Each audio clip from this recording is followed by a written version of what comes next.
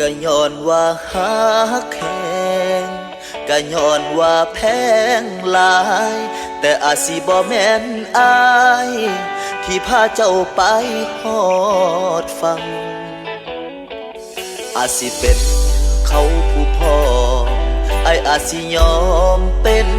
ผู้พายถึงต้องเสียใจยอมได้เพื่อคนที่อายหักเคยหักน้องสำได้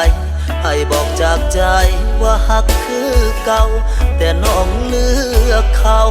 คนเก่าต้องยอมจากไป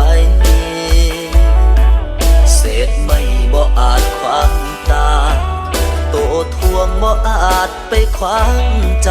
หลีกทางให้ฟื้นโลนใหญ่คือเขาห่วงพอสิบ่ดึงบ่รั้งเจ้าไว้อายเข้าใจทางน้องเลือกยากถึงน้ำตาพังบ่เป็นหยังอายสิรับเอาหักน้องสำได้เป็นแค่ไม่อ่อยฟ้าอีกกับพ่อได้เป็นโตลอให้หักของเจ้าสมหวังยอมเป็นผู้แพ้ถึงสิถึกไปสูงกะสร้างเจ็บคือน้องนางเป็นหยังอายสิเฮ็ดบ่ได้ให้น้องไปดีให้น้องไปมีความสุขถึงอายเป็นทุกข์สำใดก็สิอดเอาอวยพรส่งถ่ายคนที่อายหักให้น้องโชคดีกับเขาจากใจเปื้อนขี้เถ้าของไม้อ้อยไฟ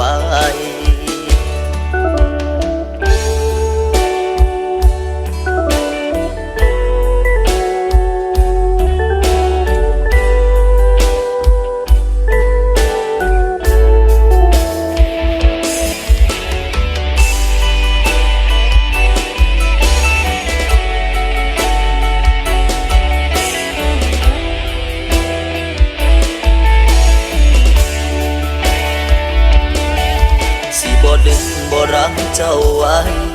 อายเข้าใจทางน้องเลือกอย่างถึงน้ำตาพังบ่เป็นหยังอายสิรับเอาหักน้องสำได้เป็นแค่ไม่อ่อยฟ้ากับพ่อได้เป็นโตลอให้หักของเจ้าสมหวังยอมเป็นผู้แพ้ถึงสิถือไฟสูงกะสร้าง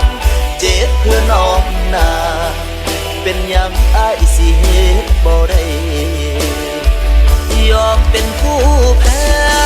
ถึงสิถือไฟสูงกะสร้างเจ็บเพื่อน้องนาเป็นหยังอายสิเฮ็ดบ่ได้เจ็บเพื่อน้องนางสุดท้ายอ้ายต้องเฮ็ดให้ได้